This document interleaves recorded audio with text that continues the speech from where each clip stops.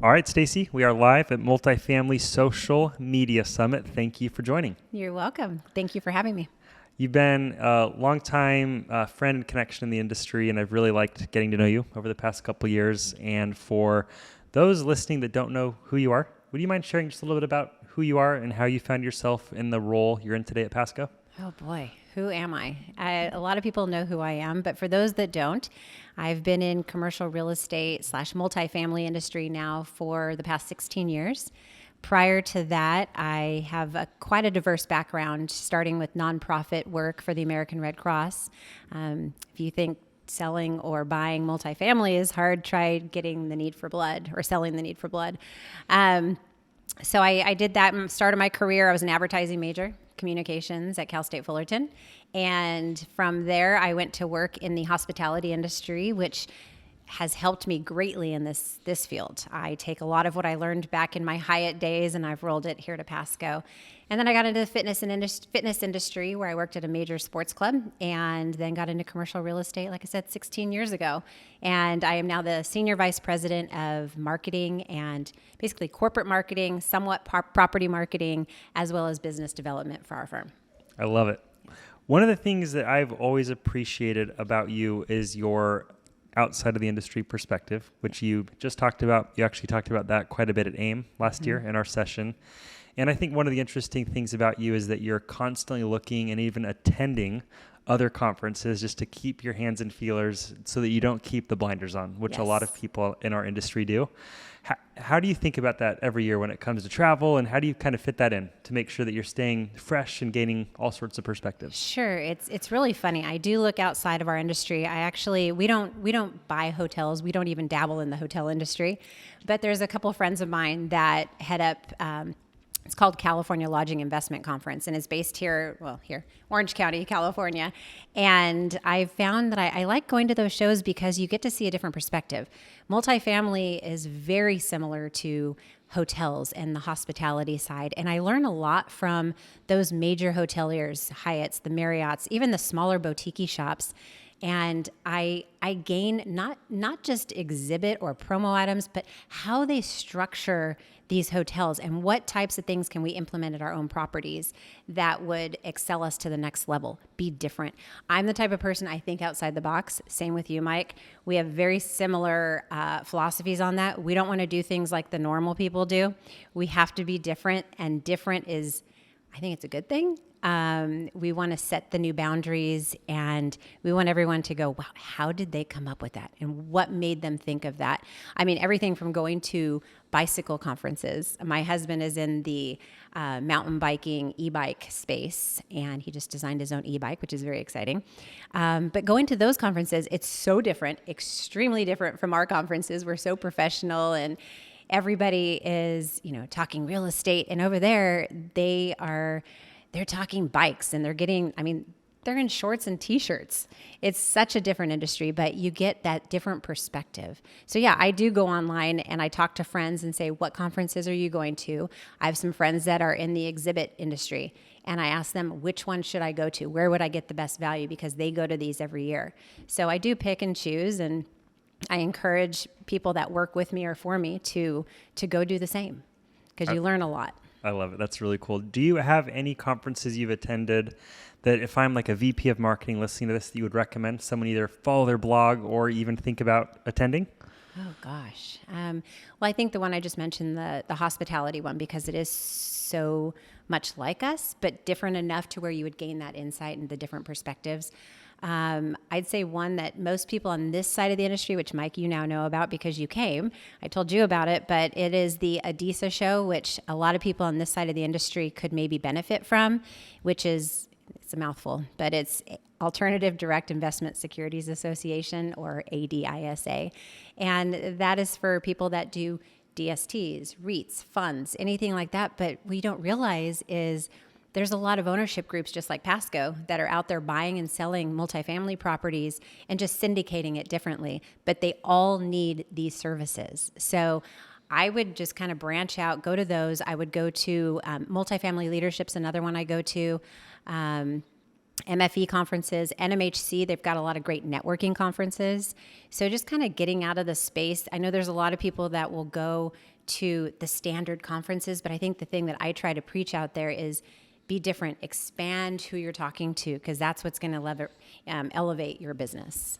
Totally. In terms of conferences like this one, we're at Social Media Summit in Napa right now. When you come, what are some of your goals? Is it content, networking, touching vendors, kind of meeting new people, a little bit of all of the above? Like, I'd love to hear 10 years in the industry plus, like, you certainly find some value, but what is it? How do you approach conferences like this? Well, it's really funny. Everybody thought I had been here before.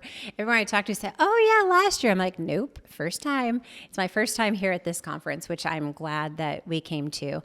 And the thing I look at it, I was really excited about the content. Content is huge. We are doing a big push on social media, on video, and providing content that's not already out there, corporate-wise as well as our property level. And so I want to come here and learn what all of the partners are doing out there to elevate the experience for the multifamily properties. I want to hear from the experts in the space on what they're doing and how it works and the how-tos. The more people tell us how to do something and give us step-by-step processes, that's what I'm looking for. I can go on the internet and Google what is this or what is that. But if I'm sitting here and I am jotting down notes like crazy, that means that speaker is doing something right. And I want to leave here and probably like yourself, you're going to blog about it. You're going to do podcasts about it, and you're going to actually educate the industry. So what they're speaking about today is going to continue on for months, years down the road, because what they said resonated with you. So it's seeing good friends, Sure. It's meeting new people. I get a lot out of different conferences in different ways. But this one was really, really up our alley right now because it's an initiative that we're working on. That's great. This is random, but you just mentioned Sure. note taking. Are you a pen and paper person? Are you on your iPhone? Are you on the Remarkable? A lot of Remarkables are here right now. I still like pen and paper.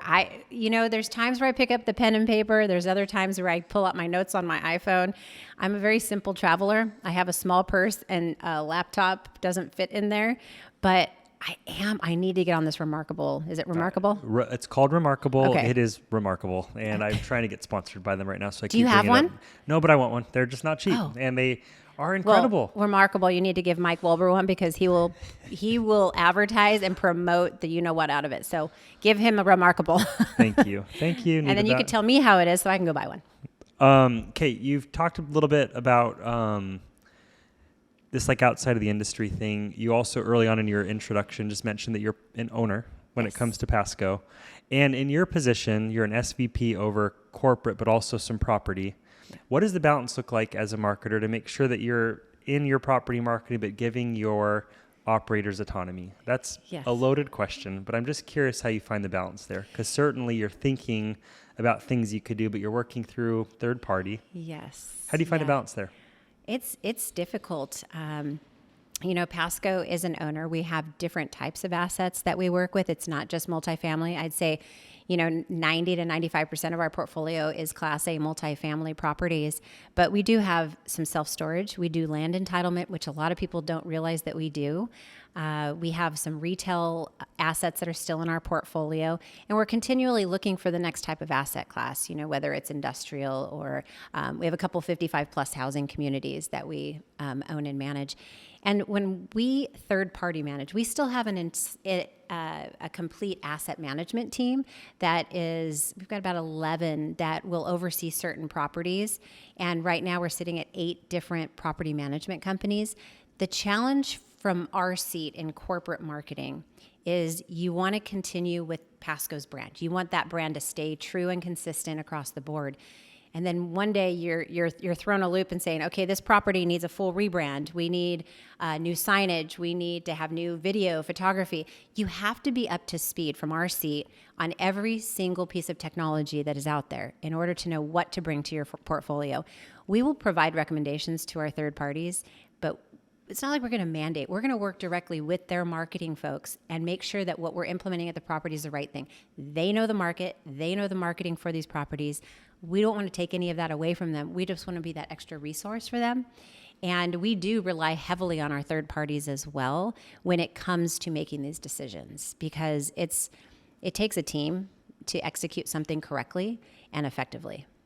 This is kind of an offshoot, but I'm really curious. And if this is off limits, just slap me on the wrist and we'll move on. Sure. What about technology? As an owner, you're in the market, you are at the conferences, you're seeing the latest and greatest. You're also working with your asset team, hearing about feedback from the sites.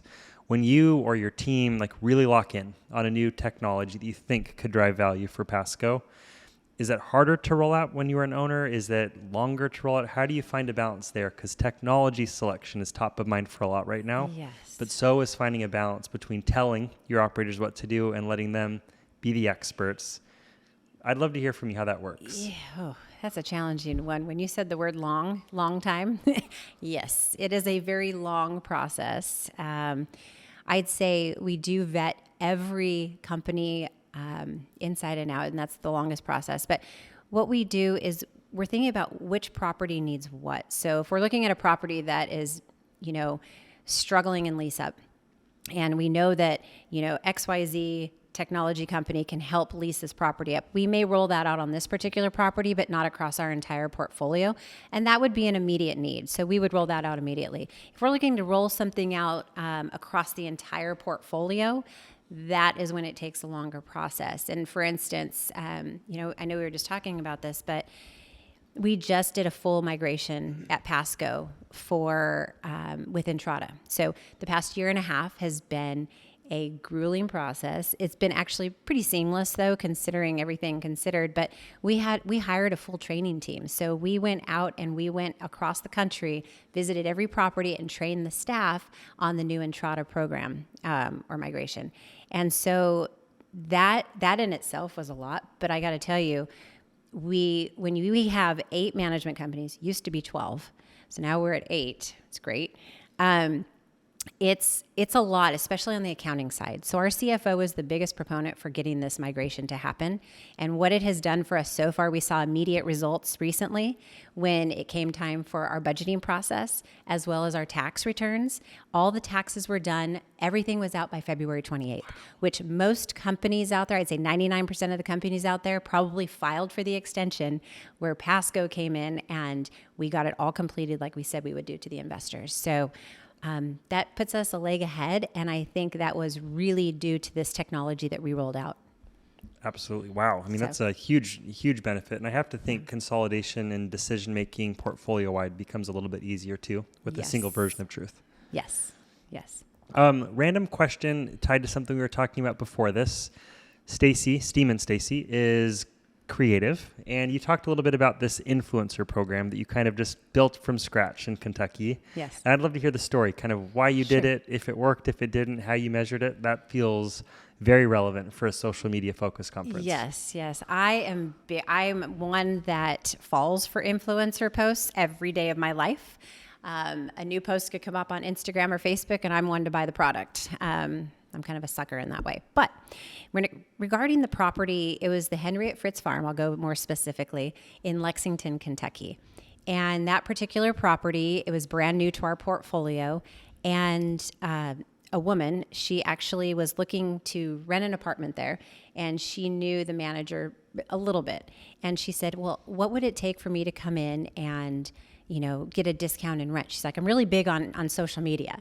And so we approached the subject, and it turns out that I wanted to hire a micro influencer. I wanted to start the program somewhere, and this was a perfect opportunity to do it. So she came in, and it's funny because we've never done this before, but I developed a contract from scratch. I made it. I had our legal team look at it with everything that I wanted as far as content pieces, how she had to do it monthly, what the discount in her rent was going to be, and was it going to generate a return and make sense for Passco and the property.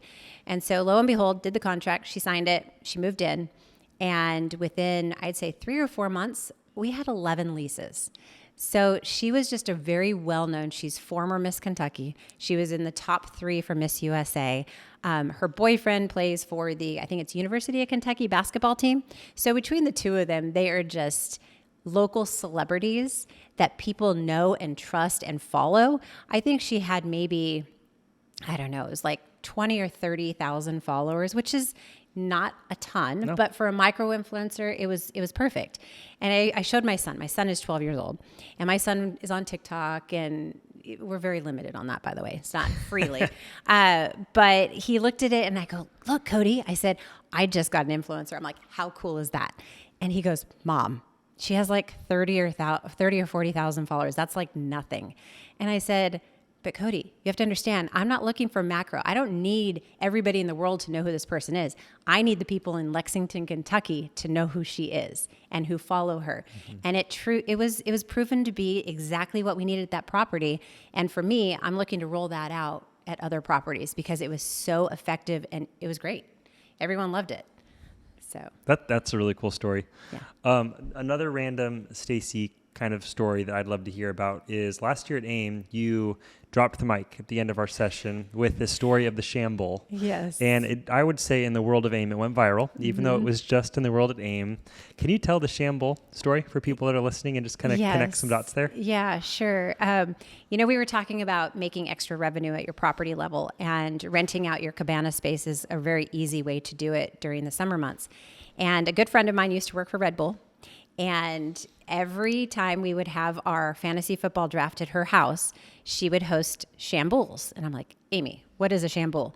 Well, it's the summer. Okay, you can't do it with any kind of Red Bull. You can't just use the basic Red Bull. It has to be, and yes, you have Red Bull right there. It has to be the summer edition with the fruity flavors, really good flavors. And it can be any champagne you like, but when you mix the two, you get the Shamble, which, as we all know, tastes delicious. And we were up on stage speaking about this. The Shamble was just this. It's a thing. It's a new terminology. I had a T-shirt made and said it's Shamble time, and it had the time of our panel on there. And it's a way to just get creative and promote your property with using different and unique things. So until that day, I'd say most of the people in that audience had no clue what a Shamble was. And after that day, I got a package in the mail that had a bottle of champagne and I think 6 Red Bull cans with a thank you note saying, Stacy, that was the best idea. I loved my Shamble. I'm going to be making these all summer long. So it was really inspiring to see that just this crazy idea to implement at a panel really stuck long term. Oh, totally. I think about that all the time because sometimes I'll call them micisms, like things that I just create in a moment to hopefully stand out.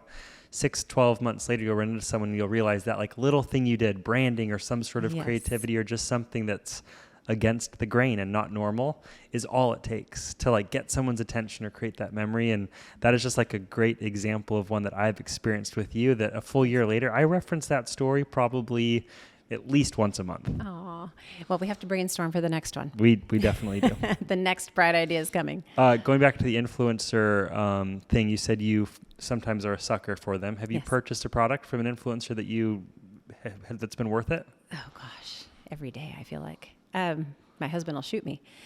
Yeah, I would say, you know what I just bought? I brought it here. Tell me. You're going to die. You're going to laugh. So have you guys seen the party patches? I don't think I have. It's Googling it's for hangovers, but it also, it's what it is a patch that you put on your body somewhere, usually on your arm, and it's full of vitamins. See, party patch. You have lots of choices. Googled it. And I just bought mine straight off of Amazon, but I just wanted to try it. I knew I was coming to Napa, and we knew there was going to be a lot of wine tasting, and I'm kind of a lightweight. It takes me 1 or 2 drinks, and I'm like, and then a lot of wine just makes you feel kind of icky the next morning. Yep. So this patch, I did it yesterday, and we went to 2 wine tastings with quite a bit of wine, and this morning I woke up totally fine. And it's 100% organic, and all it is just a bunch of vitamins that is going into your body, I think. I don't even really know exactly how it works, but all I know is I felt great this morning. If you represent a patch company, Stacy Stemen has 4,152 followers that are very engaged on LinkedIn, and she's open. Yes. That's amazing. Well, as we wind down today, I'm curious if you have any questions for me. Oh my gosh. How do you do it? How do you have so much energy? I want to know how you come up with all of your content that I see. The first thing I wake up in the morning is Mike Wolber. It's on my LinkedIn every morning. How do you come up with the content? I'll give you the medium length version of this answer. I genuinely love what I do and who I do it with. And I think that comes through. Like, Yes. my energy is not fake. I think Trevor, who's in this room, would testify. Like, I'm the same version I am online in person. And there are two things that just give me like immense joy and energy. And I'm an energy person. And if I wasn't energized, I would be doing something different. The people I get to work with are like truly like a destination team for me. And the inspiration and the storytelling is like a huge part of my flywheel that comes through online. And I would say that the second thing is that the industry that we're a part of is just so opportunistic. And there's just such an opportunity to continue to raise the bar by sharing and building in public. And I think I just have found a lot of joy in almost being vulnerable, maybe overcoming imposter syndrome for sure, and just like sharing what's happening in my life. And what I've learned and what I've really like leaned on, Stacy, is that most people are incredibly kind. Yeah. I really thought early on that like I was going to get hated on for being active and sharing, but it's been good for me. It's been good for Rent Dynamics. It's made it easier to recruit. Yes. And those are all just great benefits from sharing what Mike's working on or thinking about online. Well, you're one of the nicest guys I've ever met. And I have to tell everybody a story. So when you came to Adisa, I don't know if you recall, I forgot my cord for the TV. So I couldn't connect my laptop to the TV. Mike tried everything he could to figure this out. He went to how many? 2, 3, 4 stores? At least 3. To find me this cord. He was adamant to find it. He connected everything for me. He was my savior at that conference. So I will never forget that. And you're so genuine. You're so nice and you're so personable that whenever you ask me to do something, I'm like, okay, whether I want to do it or not, I'm going to do it because you ask. So I am very glad I did this with you today. And, yeah, I just hope people get something out of it. I always hope there's at least one takeaway from what I say. They will. I think you are a mystery to many, and for many, they also do know you. And I think conversations like this, even though they're somewhat off the cuff, they're a great way to get to know the person behind the wall or the facade online. And I think that helps. Yes. Thank you for joining me today. Thank you.